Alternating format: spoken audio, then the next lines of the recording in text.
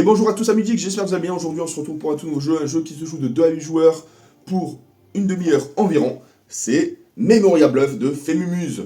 Donc c'est un jeu qui est plutôt intéressant, qui va nous aider à travailler la mémoire, à partager autour d'une belle tablée. Vous verrez, le jeu se joue en 2 phases pour marquer un maximum de points. Vraiment très intéressant. À vous de bluffer, d'être vraiment dans la description anecdotique. A très vite les amis.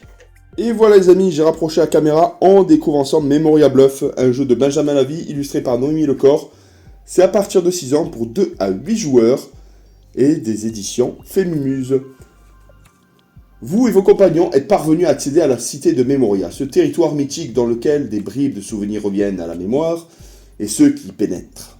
Racontez anecdotes ou boniments et tâchez de semer le doute dans l'esprit de vos compagnons d'aventure. Un jeu de blabla et de bluff original basé sur les souvenirs pour ceux qui aiment se remémorer, se réinventer, se raconter ou qui souhaitent en découvrir un peu plus sur le voisin de tablée. Ce jeu est fait pour vous. Le jeu se jouera, bien évidemment, en 2 manches. Je vous explique comment ça fonctionne. Donc la première manche, les joueurs vont se munir d'un Memoria ou d'un bluff. Memoria si l'histoire, vous pensez que l'histoire est véridique, et bluff si l'orateur se trompe. Donc on va désigner l'orateur, il aura 90 secondes pour préparer son histoire à l'aide de 6 cartes. Plus il prend de cartes dans son histoire, plus il peut marquer de points s'il arrive à tromper ses adversaires. Donc là, sur ce lot-là, il y a un papillon, un déguisement, un mariage, une fleur, une tortue, un appareil photo. Les autres cartes, bien évidemment, sont recto verso pour une partie vraiment très intéressante. On peut rejouer à ce jeu bon nombre de fois avec diverses personnes lors de tablée pour apprendre à découvrir ou le redécouvrir. C'est vraiment très très intéressant. Donc le premier joueur, admettons, il construit son histoire en y apposant 4 cartes. Par exemple, il réussit à construire son histoire avec un papillon, un déguisement, une fleur et une tortue. Il va positionner à ce moment-là une carte face cachée, soit Memoria, soit Bluff. Les autres joueurs vont faire de même, vont pouvoir poser une question au joueur adverse, ou plusieurs questions, pour essayer d'étayer son histoire. Hop. Et une fois que c'est fait, on retourne les cartes.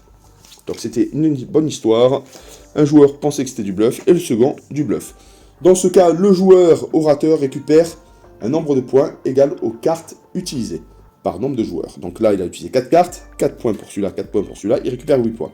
Si le joueur, admettons, a vu clair dans son jeu, il récupérera forcément 4 points du joueur adverse qui s'est trompé, et le joueur ayant vu clair dans son jeu récupère aussi 4 points. On fait un tour de table pour chaque joueur, et on passe à la seconde manche. Pour la seconde manche, on écarte bien évidemment les fameuses cartes, et cette fois-ci, les joueurs n'auront plus qu'une seule carte pour marquer 3 points, si on arrive à tromper nos adversaires. Donc le premier joueur a pioché un cheval, il aura plus que 45 secondes pour raconter son histoire, il choisit l'une des 2 cartes, hop, les joueurs vont faire de même, les dévoiler, et là par exemple, ce joueur-ci marquera 3 points parce qu'il a vu clair dans son jeu, et ce joueur-ci donne 3 points à l'orateur. On passe au joueur d'après, pareil, mais avec une autre carte, et ainsi de suite. Le dernier joueur, un crapaud ou une grenouille. On comptabilise l'ensemble des points, et le joueur en marquant le plus remporte le jeu de Memoria. Voilà, c'est un petit jeu plutôt sympa, partagé, pour démarrer des soirées, pour délier les langues, c'est vraiment parfait. Et à très bientôt pour une nouvelle vidéo, bye bye!